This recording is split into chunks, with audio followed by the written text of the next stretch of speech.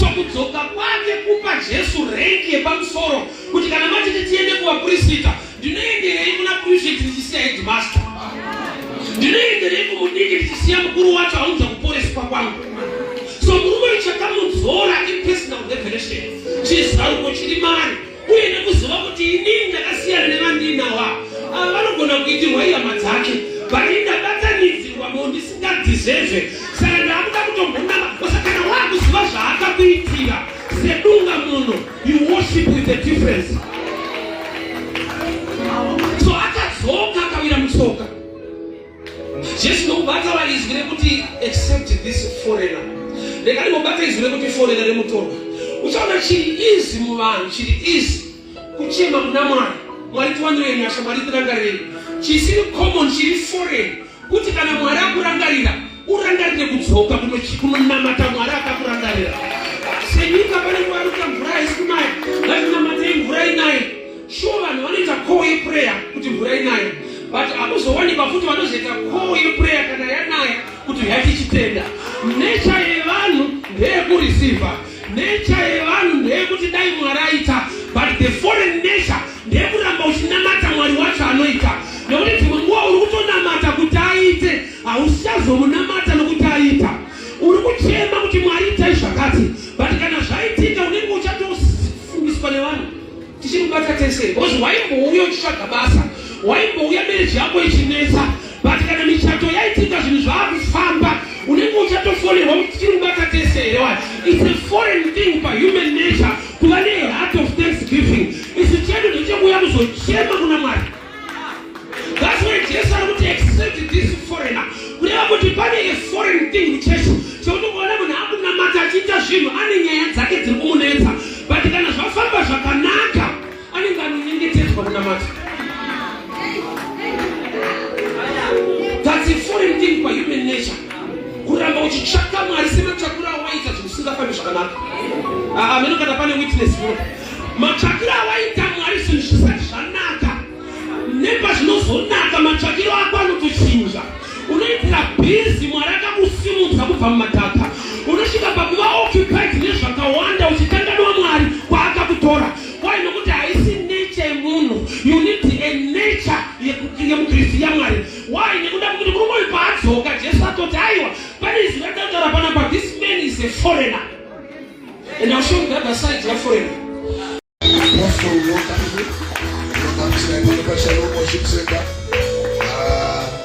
The best assembly men and leaders. Welcome to your blessing.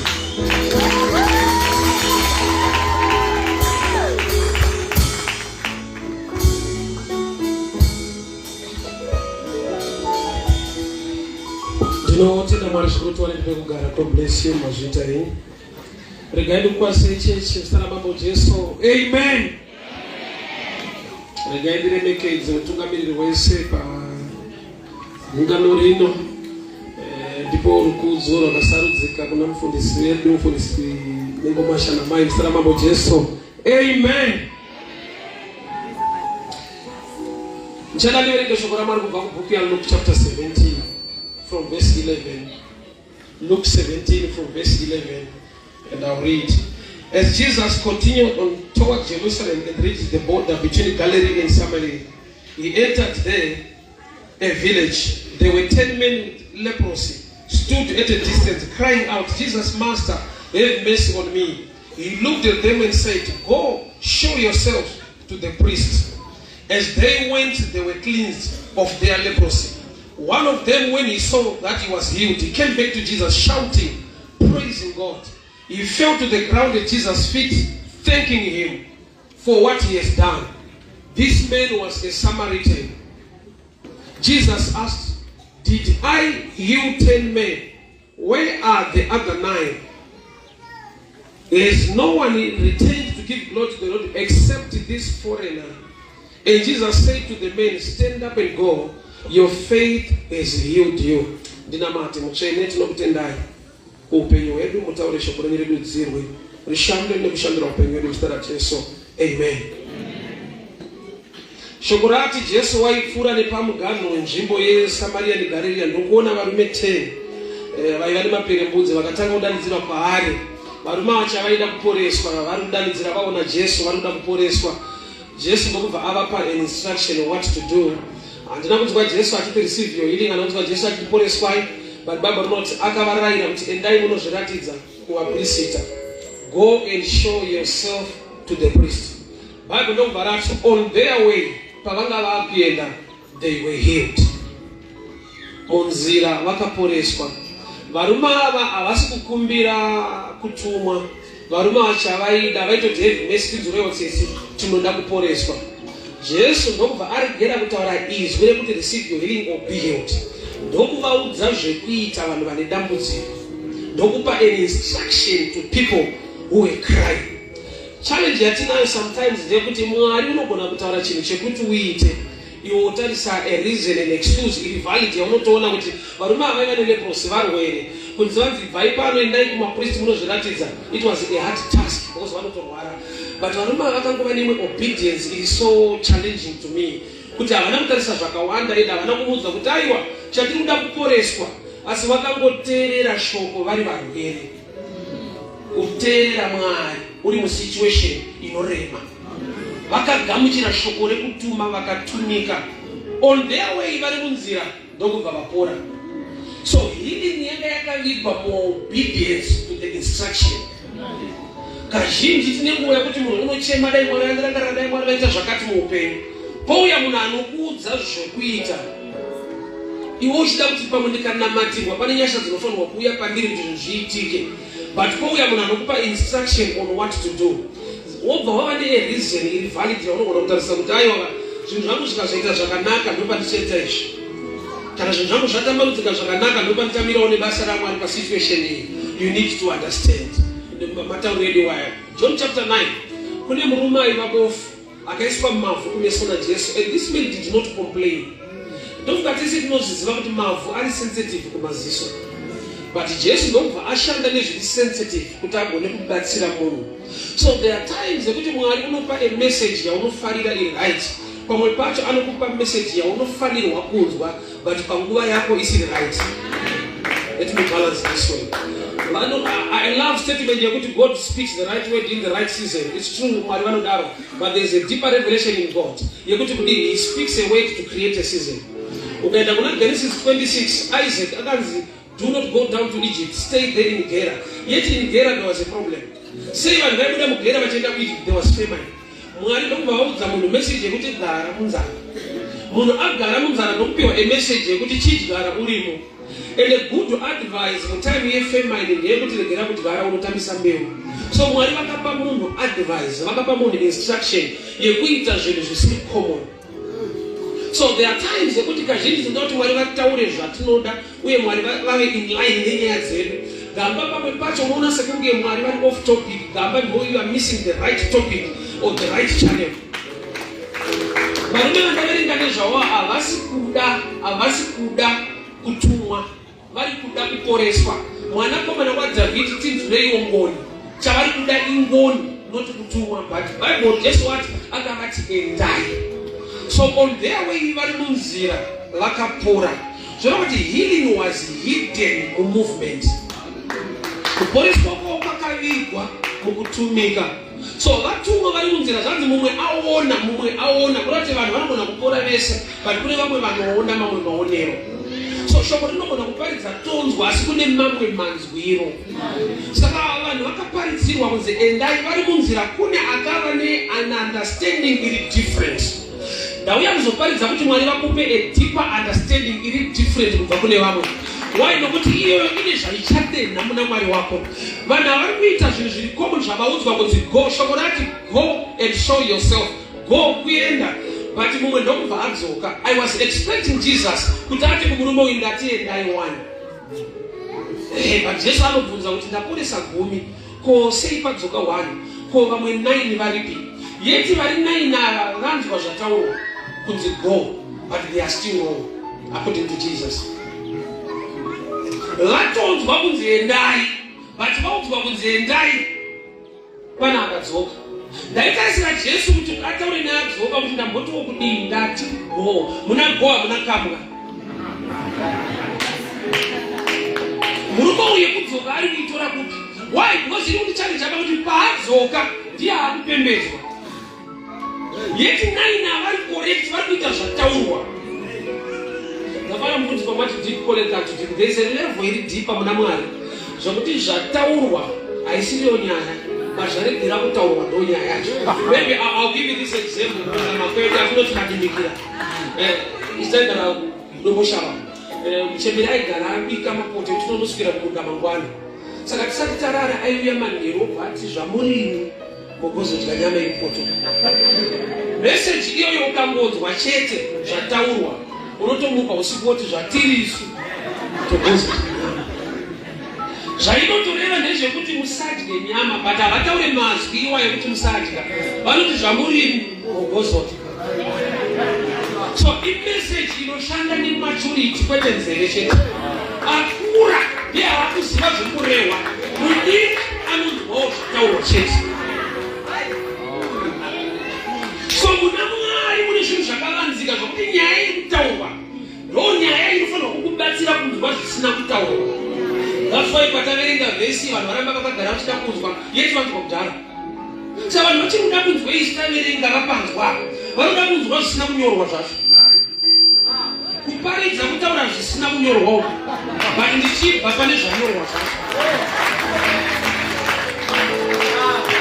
Apa ndi Mwari akataura saka wagarira Mwari haakutaura futi. Kurati iri inyaya yakaitika but wakuda kunzwa nyaya yako munyaya yakaitika.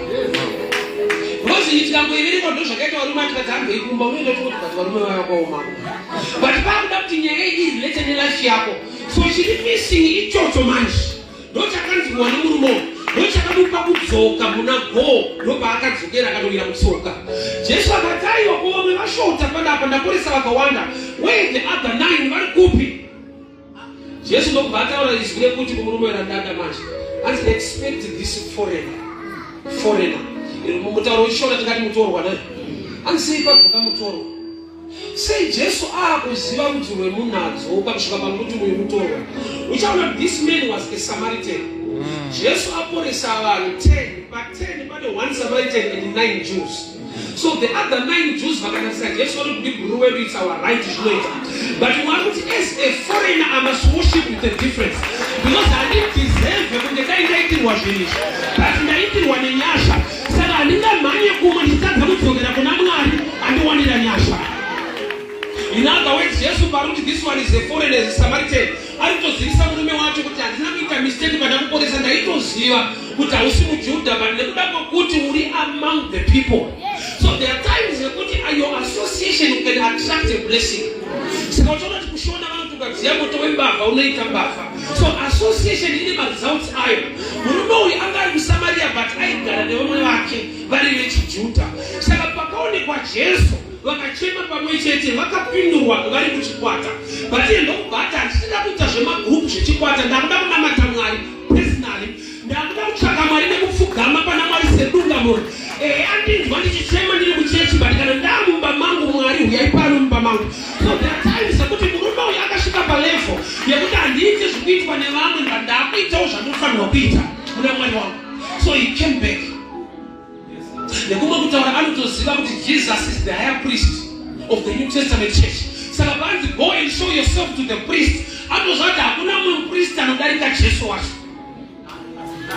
So kudzoka kwake kupa Jesu rank yepamusoro kuti kana matiti tiende kuvapristita ndinoenderei kuna priest ndichisiya headmaster. Ndinoenderei kumudiki ndichisiya mukuru wacho aunza kuporeswa kwangu. So murume chakamudzora ipersonal revelation. Chizaruko chiri mari uye nekuziva kuti inini ndakasiyana nevandinawa. Ava vanogona kuitirwa ihama dzake but indabatanidzirwa mo ndisingadeserve. Saka ndakuda kutombonama kosa kana wakuziva zvaakakuitira sedunga munhu you worship with a difference.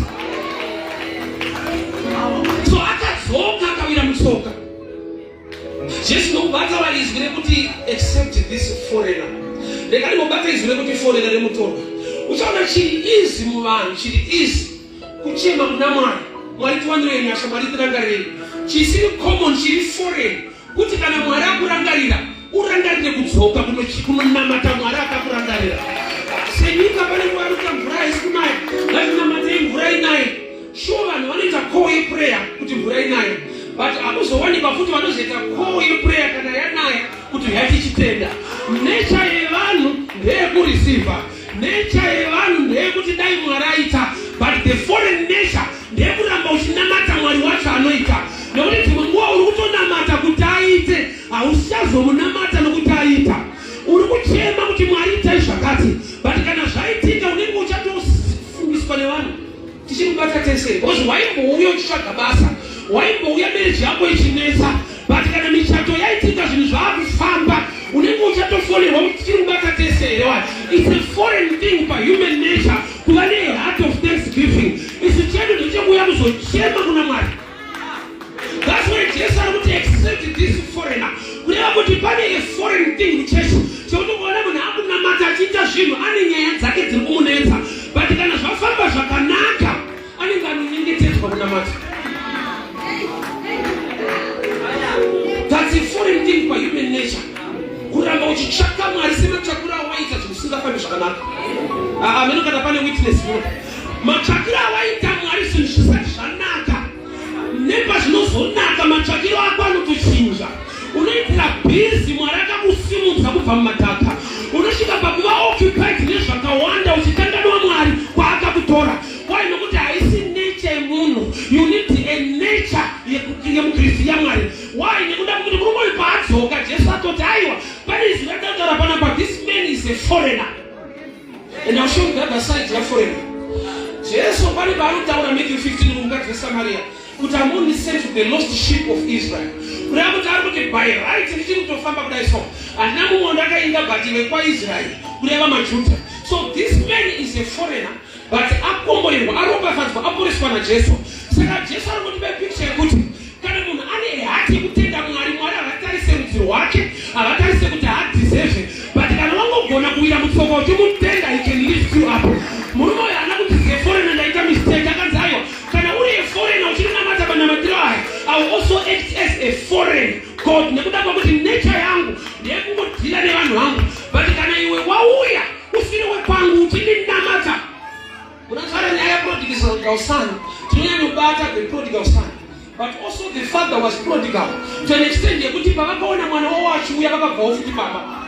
Mwana akabva pamba achinodya mari achiita zvaari kuita, but musi wakadzoka mwana hanzi baba vakamuona at a distance, vakasiya imba, vakasiya mukomana aripo nemombe nezvese, vakabva pamba vakamhanyira mukomana. Kuti even the father became prodigal nekuda kwekuti pavakaona mwana arangarira baba, baba vakati handikusiya uchifamba wega, ndokujoina tofamba tese tichidzoka. Kuti if you have a heart for the father will not reject you.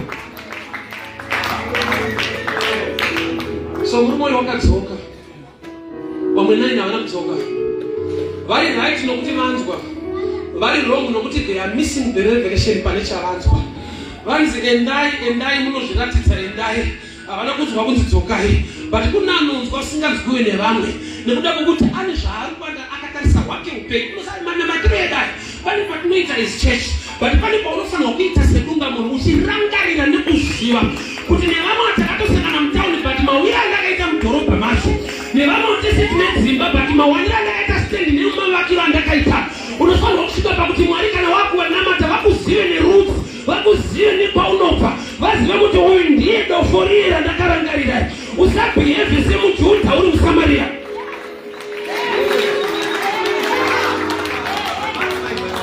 Wenyasha ngashi understand kuti dai dzisiri nyasha ndaiqualify kudriva nevamwe vari kudriva by right because vakapasa, vakafunda, vane madegree, vane mabasa akanaka, but iwe kudriva kwako hazvina degree, hazvina kufunda, hazvina connection. Zvokuti kana wakunamata Mwari unofanirwa kuwira mutsoka woti Mwari ndiri pano muSamaria, makandirangarira but handikanganwe. Vamwe vangu vaitova maJudha but hamuna kundisaruza ndiri pano. There are a lot of things we take for granted. So there are times that people are not I don't deserve because I'm intelligent. You don't deserve because I'm so beautiful. I've seen people who in life are so beautiful. I've seen people very intelligent, but snatching to back in life. It's not by mighty or by power, but by the Spirit of the Almighty God. When I found out was not beauty, I go away some aside. What do I change? I always have a side. What did I ask him? I asked him,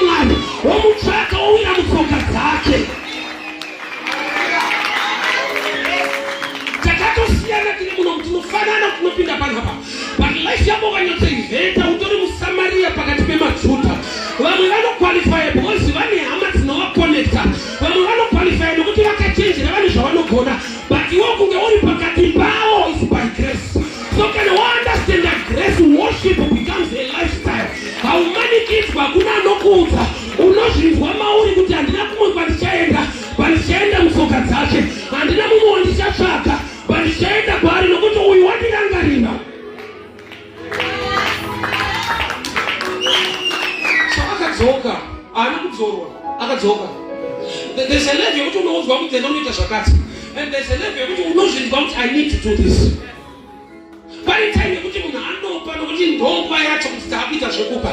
But kune munhu anonzwa kuti even kana sina kuwana ufane kudii, I need to do something for the Lord. Why? Nekuda kuti personally vhangeri upenyu hwako rinokushumira rega kuti tsano dai anga asiri Kristu. Hamuqualify. The other were Jews, but they accepted this foreigner. As uyu mutorwa. Handizive chakaitwa naMwari pauri chaunotoziva kuti ichi ndomutorwa kwandiri nokuti kubudirira uri dofo inyasha dzemutorwa dzandikuparidza a foreign blessing isingabatwe netype yako. Hauna Mwari chaakabudira chaanoziva kuti ichi hachiitirwe type yangu, ichi ndonzonzi chiri foreign kwandiri manje. Zvokuti ukamira kupupura kuti ndakavaka imba vanhu vakatarisa kwawakabva vega vanoziva kuti this is foreign. Aiwa izvi hazvisi zvega izvi. Why? Because hazviitwe netype yako.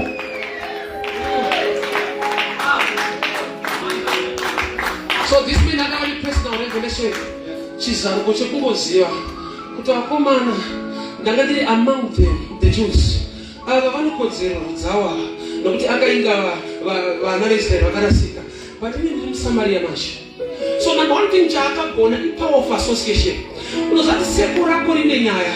Sometimes kune Mark chapter 2 kune murume akauya akatakurwa nehama dzake akaiswa nepamusoro pemba.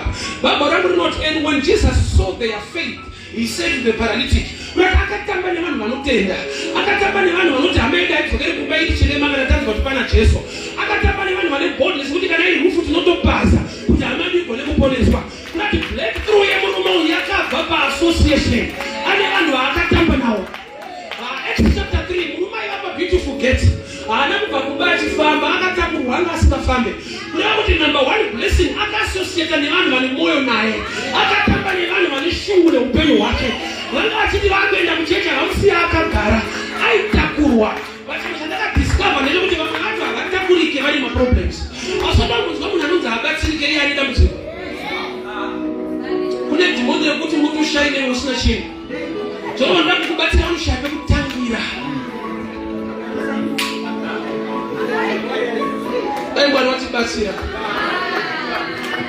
This man was foreign. He was a Samaritan. Akadiscover yega wako upenyu unofuna kukupa vhangeri rako wega riri personal. Leyako life pakabviwa mararamiro ako anofana kutokuudza kuti gururu dai asiri Jesu. Usinambokuudza wega ukazvivheta. Why? Nokuti munyika yatiri kurarama vakangwara vari kukundikana. And imagine nyika yekuti anoenda kubasa tori pataiti ari kutambudzika ari pabasa. Iwe haushandi, unenge uchirarama munyika yekuti vanoshanda vacho vari pataiti. There are times yekuti haukuudzwa kunzi pauri pane nyasha. Why? Because mabiro akaita upenyu nezvauri izvi ndiye Mwari. Nokuti dai asiriye tikaita breakdown yesalary yako hapararame munhu apa. Nefamily yawina tikazviita breakdown hapararame munhu apa. But kana yanguva yekuwoshipa Mwari unenge uda kutoudzwa kunzi go and come. Unofanirwa kunzwa wega conviction. Ungaisine kwaakatibvisa. Kuti sometimes ndinomboenda nevana vangu ikoko kuti kana taboshanya so chodza mwana wangu ndaigara mukamba aka so ndaishanda apa. Vana vedu masalati mwana wangu achiti really inenge drama. Tetinatogara munhu imomo uchishanda ipapa really ndikati really iyoyi ndiJehovha. Because akashaiwa inotobva real life iyoyi. Why? Because some of my friends they are still there. Handina chandakagona kuvadarika, grace found me. Handina chandakagona kuvakunda, dzingoriwo nyasha bedzi. Hama dzangu pano pakabviswa nyasha hapana munhu.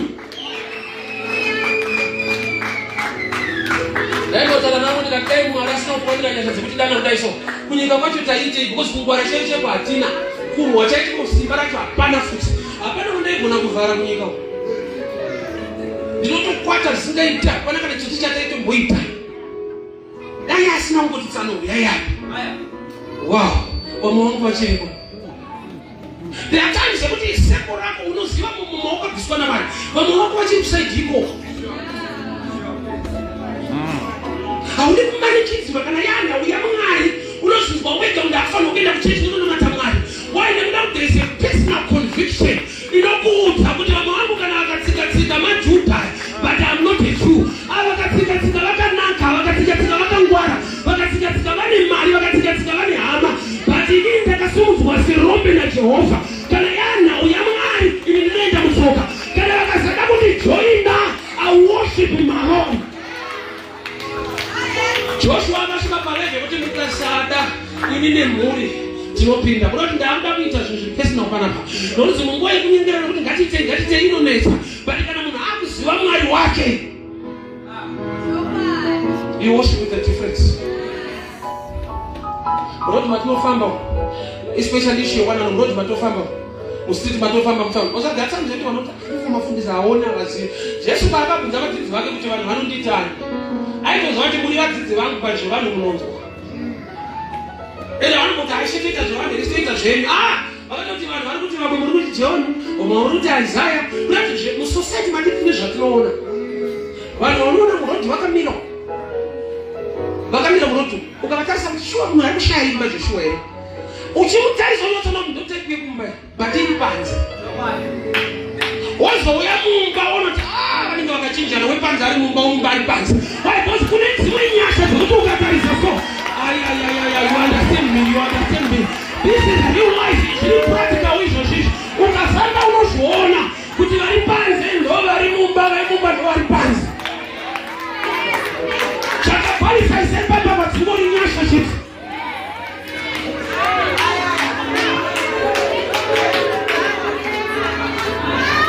when you understand grace Mwari zvaakamuitira usingakodzere kuti izvine kuti foreigner ndinokuti haaqualify haakodzere atori foreign but ari foreign kudaro abenefita the healing grace pane chiri pauri chanozva kuti chichiri foreign basa kune kuti Mwari wakakuropafadza ukatoudza vanhu vanoona kutoita nazvo unofanira kuti wakafamba nemapepa acho kuti vave neproof basa pane kuti zvinhu hazvifite zvokukomborerwa zvokuti vanhu ukavaudza anoti atanga zvokuti pamwe pacho unoda kuti wakatesi unoti mapepa acho ndaya kuti munguva zvinoitwa naMwari zviri foreign pauri hazviita hazvibate aibeba mataris anoendera kunoshumira kuuzeto mafriends atakaita nawo olevel vakapfurira mberi vakaenda kuuzeto vakadzoka vachiudza nyaya dzekuuniversity ende vakatobeta kuti manyetsano neudofo hwenyu kwamutsiko kuswerapo ivo vakaenda as student indinoenda as a teacher same place chakangochinjwa chete naKristu grace.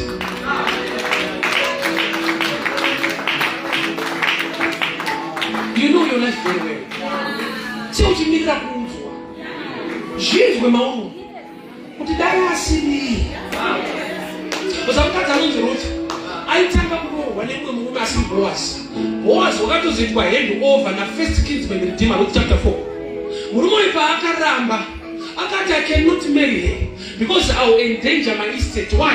Akatarisa nhoroondo yaRuth akaona kuti akarorwa naMwari for 10 years kuMoab havana mwana saka hatina mwana wekuzopa nhaka munhu yaabereki Boaz ndokubva ati ukasatora ndotora ndo panoshanda nyasha kuti zvinorambisa zviripo vatinodika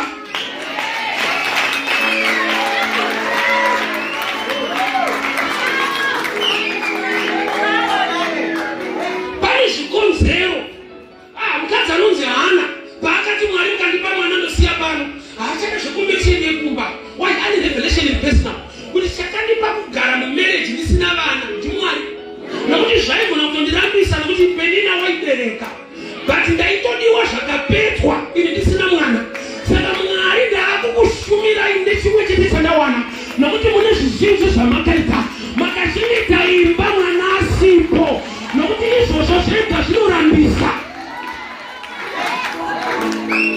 zvikonzero zvinoita kuti usagamuchirike zvichiripo, but mwana unoita kuti vanhu vaiginowe.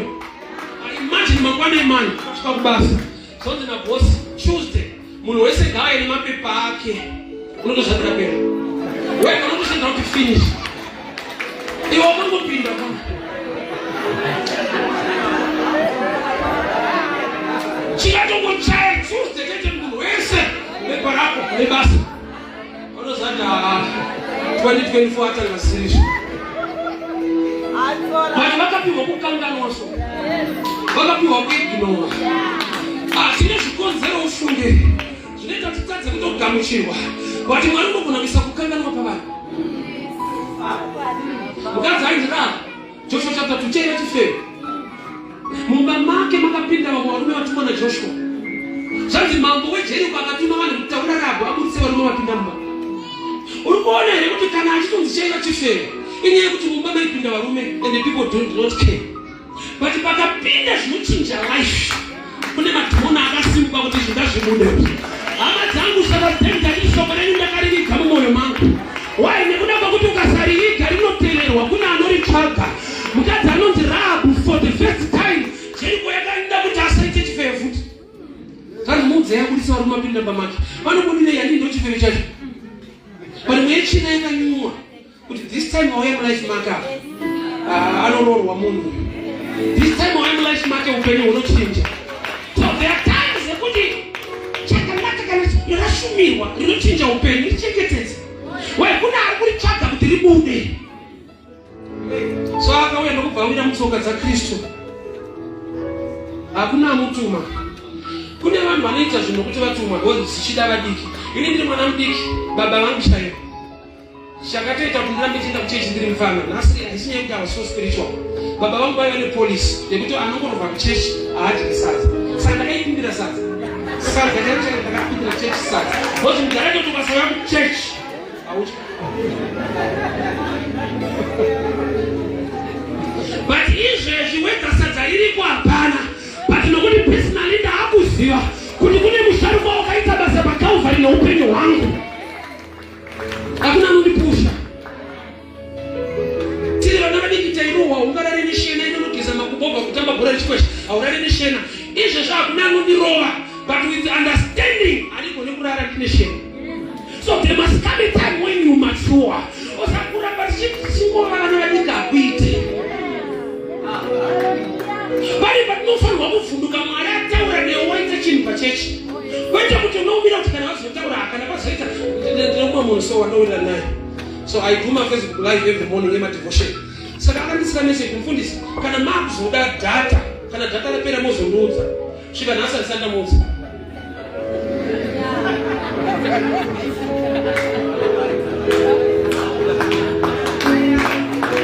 Kana zvaMwari zvichikuitira zvakanaka seuchida kutosumwa, kana Mwari vachikuropafadza seuchida kunyengetedzwa. Munhu akakura akamachua anoita zvinhu with understanding, no pressure. Tine vanhu vanonoka kukura zvekuti vanotoda pressure, ngatiitengishikane zvakanaka ukazviziva marwadzo ainvolved haana basa. Jesus endured the cross for the glory that was ahead. Saka vanhu vane vakadzi vanoti muzvara munorwadza but havasiye. Ichokwadi kunotorwadza but next year anenge achitopusha. Vanhu vanenge vachirevesa ivavo. Vanoziva the blessing after the pain. So when you know the blessing after the pain, you can endure for 9 months till Shabbatika. Saka nasakudze marwadzo, ibomubvunza kusoro kwamarwadzo kwacho kunei. Sonoti vana vadiki havafaniri kubaiwa jekiseni, because vanotobaiwa, but vanhu vakuru vanorapwa nejekiseni. Vanhu vakuru mindset yavo vakabvisa tsono vakafokasa pamushonga. Vana vadiki vanongoona tsono yacho kuti haafunge kuti pane zvakanaka zviri kurongwa, anofanira kutongobaiwa. So rikatobaidzwa soka vana mudiki kubaiwa chete, mumwe achirapa mumwe achibaiwa. Gavana mhiripiri kuvanhu vakuru inonaka, anotokutenga mhiripiri kutoita kutenga, anotokuti handigone kudya pasina kamhiripiri, but kuvana vadiki inovava. Saka zvimwe zviri kukuvava izvizera, zvimwe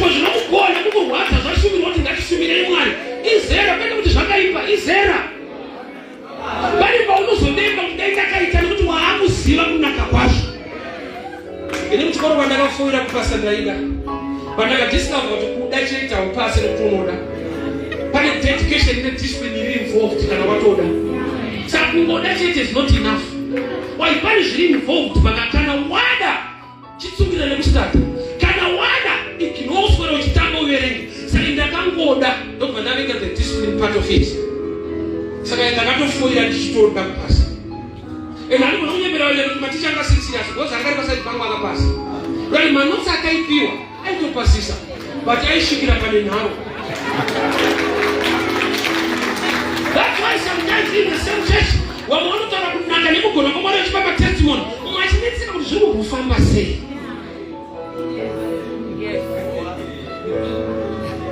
Amwana chipapa kuti maybe church yacho haina power ikanichinja church.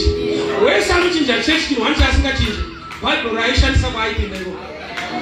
Pisha yangoti ndine nharo but harinyepe. Inharo chete. Unodi kuchinja neBible racho. The word is the same. Dai mwari katipa maturity. Taigera munhu from outside, tanzwa from inside. Outside vakanzi go, but inside that's what I need to honor and worship him. Kuna matanga kusvike palevel edunga munhu yekuzwa kuti I need to do something for God. Why? Because unoziva kuti akakubvisa kupi akakuitirei. Dai zvimwe zvairikirwa muupenyu munhu aita serious kunamata. Why? Nokuti paangatori mudumbu yamai vake, mai akatombofunga abortion. Mwari akatokusiregera hapo. Otherwise usipo. But izvozvo hauna kuzviudzwa saka unofunga zvinhu zvese zvingori right. Life does not give you what you deserve, it gives you what you fight for. I love when one of them anobereka akapfumbata kureva kuti akabata zvipo isaka side. One thing I know, kubuda watopfumbata isai kuti panyika pauya makwikwi fight wotosimba.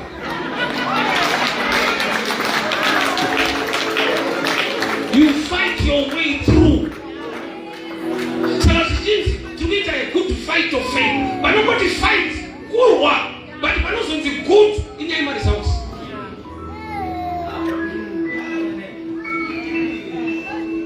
Kune zvinoshanda zvinorwadza zvakutoda munhu akura kuziva kuti kurwadza hazvo pazvinoita. Anomuziva kuti munhu wese anoda mari, hakuna munhu anoda basa. But munhu wese anotsvaga basa, but anenge achitsvaga mari. Ndakatosvika pabasa anotaura kuti kunyanya ndinoshanda ndiri munhu ari right, haatari zvemari. Mwedzi ukapera ndopamunoziva kuti tsana wakaingeya anenge achida mari yake. Kuna munhu anoda basa, munhu anoda mari kubasa. But ndonzira yedu yekuenda kumari yake unoti ndoda basa. Saka anoswera chidiki chashanda anoziva kuti kune kasalari kuseri. Saka hazvimurwadzi. Dzimwe nguva chinoita kuti urwadziwe neprocess nezvinoparidzwa kuti tai ngatiite. Mira kuti Matthew 6:6. Kana makunyengetera pindai pakavanda muvhareto. Mwari anoona zvamunoita kuchakuropafadzai. Ropafadzo iri connected to action, not to tears. It's unfortunate and I'll tell you again. Kukomborerwa kwako naMwari kune chekuita nezvaunoita kwete zvaunoitwa. Vanhu vakakumaka haisi guarantee yekuti uchakomborerwa. The God who sees what you do will reward you. Reward is connected to what you do.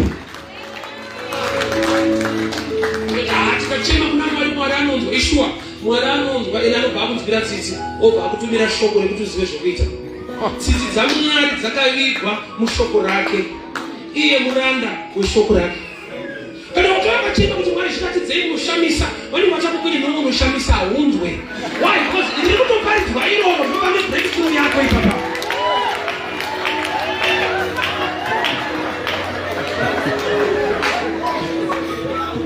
I'm sure my time is gone.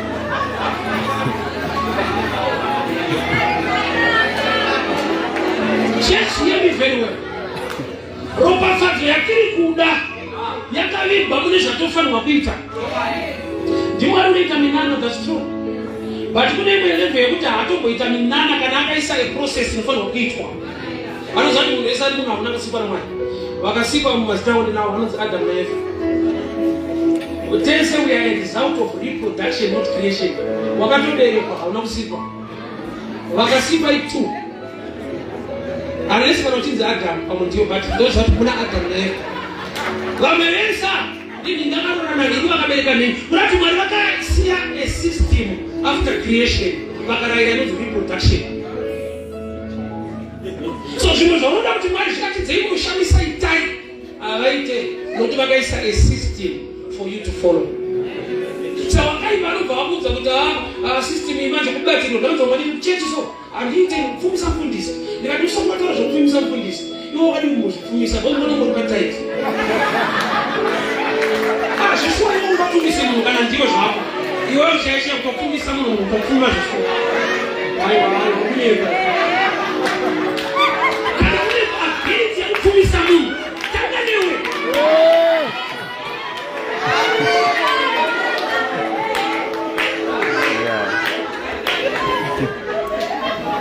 wakaipa anokupa mask ari defensive varumemba vakanzi go and show yourself to the priest waigona kugara woti asi situation idamusirizwisisa. John chapter 9 paari kunzenda unogeza kuti zvisino aigona kuti andione unonditumire but baba noti akaenda akageza akadzoka achiona kune maassignment yakatakura blessing. Zvimwe zvaunopindira prayer uchichema prayer haisi master key, prayer is one of the keys. Ndaikara pane mungu wakustaifemo ndakatika prayer haidzinge nhamo, chinodzinga nhamo kushanda. Prayer inodzinga mweya wenhamo. Chaunoti hauna kana demon life ino yakakodona zvese kana matu awa hapana chimbomanifesta upenyu ndo huri kungoneta.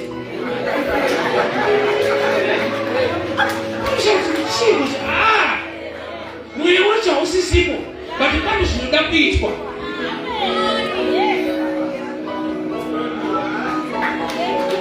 Vanhu vachiti one practice makes perfect. Zvinhu zvinoda zvakanaka muimba yaMwari. Mwari vakasvika palevel yekuona kuti nyaya yekuita inenge inonetsa vakati zvonyora vhesi yekuti niedze. Iyo Mwari vasingati zvoniedzedzo but pane pavakati apa ingoedza iwavo. Pamwe munenge muchirevesa but pamungoedza omuchana. Kwaikuziva usensitivities. Ndakati wakuzoita nevabereki vangu vaindudza kuti mwanangu kana vanhu muchechi vakadziva pledge vaita zvishanu zvese zvaitwa iwe nyange usingashande Mwari anonamatwa futi nesimba rako rese. Usarigere pachechi pachihaiwa caretaker iwe uri rova pachechi uchiti I'm expecting God for a miracle. Donate your sweat. Simba rako Mwari ngaarindwe kuti mwanangu akaomerwa but ane moyo.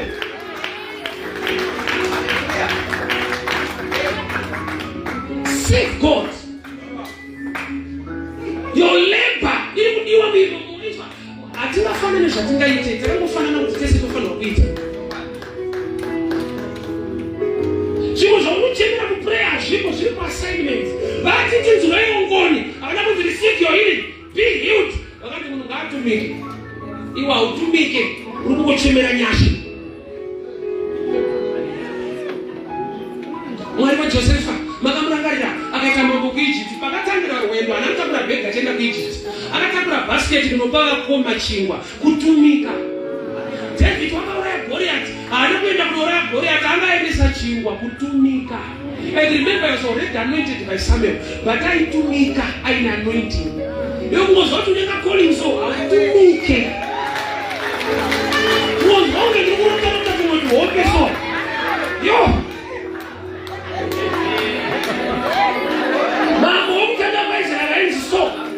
kuti aine masabe kundozodzwa akatumwa nababa vanga varasa madhongi anga ane right yekuti mudhara angasweri mujera asati sora tichitsvaga ende pamba pedu pane vashandi but baba vakati kudi tora muranda kondotsvaga madhongi aifanira kuti ndo basa revaranda isu tiri vana but akabvuma kutumika haana kunocha complain for mwana baba vakarondeka varasa enda kuchimurasa so there are times yekuti era yababa vako ndo child yeblessing yako nokuti vamwana baba varasa madhongi saka vana vavo havagone kuenda kwasameni. Kune machallenges nemaproblems akaiswa muchannel naMwari to connect you to your blessing. Endai vakatumwa vachirwara. Excuse yaumira nayo haishandi. Faith yako nekutenda kwako muna Mwari ukazviita mukugomera nemukurwadziwa Mwari unonzvera moyo unokurangarira. I remember 2006 pandakazoparidza kuStreet kuna Festo chibvakuwadzana. Mwari akandipa shuko akandima mari yekombi ndaifamba netsoka. Chandaizvibvunza kuti Mwari unochenesa 50 cents undipa message unofunga kuti wakazvidana unoti wakaita manzwira wozomusanganira vanhu vanenge vachikuita counseling so baba zvaMwari God is a provider. Ichokwadi is a provider but there is a time for everything. I remember that I was the name of Shekha Baramusana. You know, I didn't want to know back. Do you want to be me? When I'm telling you about this finish, could you go to tomorrow no go to the somebody? So that I start to better with subject. Lano back Kupariza. Lanipa is testimony. So I said that you are not going to stay up time to Shibaran. Don't get discouraged, it's a matter of time. Mwari wakazvinatsa munguva yakafanira. Kune zvikonzero zvinosafeguard time for everything in God. Vamwe vanozozviona kuti Mwari vaita chinhu ichi panguva ino zvakandinakira nokudai zvakaitwa pari pamashura pane nyaya. Saka tiona kune vanhu vokuti vanotopromisa matambudziko. We are blessed to become a blessing. Wanasanzwa munhu anopromisa zvangu zvikafamba munhu anoita muduku. Yenda kutoshandisika kutsana tikati wakomborera nyika yakuvara. Asati anazvo but anofanira kupromisa kudaro. Zvikangofamba munhu anoita mudumbu. Saka tenda nozvakuti kuti vanhu vasaite mudumbu batai munhu. We are blessed to become a blessing. Vanhu ngavaone kunaka kwaMwari kuti wakakomborerwa. Vanhu ngavanzwe Mwari nekuda kwenyasha nekuropafadzwa kwawakaitwa. Paridza upedzi. Problem yedu situ hakuna time, unongoneta. Saka vanakajaira kuroto yoyo. Let me speak this way. Even yandinoti personal revelation. Pane zvatinoita sechurch. Pane zvaunofanirwa kuita iwe uri muchechi nekuti Mwari unoziva zvaakakuitira nekwaakakubvisa. Some of you life yauri kurarama itori foreign. Life yako yauri kurarama unoiona pashamwari dzako dzawaita panadzo. Ndokwako ikoko. Zvakangoiswa naMwari pauri zvitori foreign, zvitsva. Genuine. Zvoti newe paunongozvibvunza kuti ndini here unoziva kuti time yako haite izvozvo. So kana uri something chiri foreign chakaitwa naMwari, worship in a different manner. Shamari dzakaita kuti kansela ndakuparidza kustreet parade kuna kuwadzano. Dzandakaenda nadzo kuchikoro, wananda zvakarongeka. Saka abamini zvakutangari mwana takafunda naye. Because I just had a dream. Saka zvinoita kuti mupenga zvinongouya so. Ona aida kuedza kuti kansela. Bandakadiscover kuti aida kuti kanzura. Why kuna asiri munhu wazvataura Mwari. Hapo nikupa the counsel iri correct. Beware of good people who are not godly. Kuna vanhu vari right but vasinganzwi Mwari. Vanokudza mafacts are right but vachiramba the truth iri hidden. You need a personal revelation. Vanhu vachiramba kuti zvatite iwe uchaita nokuti unoziva Mwari wako zvaakataura newe kwaakabva newe. History. Wasapani paunopa testimony yako akavhiwa wanotada kuti simbisa ari kunyepa. Kunobva munhu ikoko. Kune pokuti kukabviwa munhu akakutsanangurira unoti kunyepa. Asi Mwari unozviita. Rambo rinoti unosimudza marombe kubva muguruva. Vandakati jute rombe kuzunza guruva because yani kusimudza. But guruva rinobviswa because kuna machinda kwakudiwe dust. Dust I mean a poor character. Every level, in a level of discipline, you know, demand why go.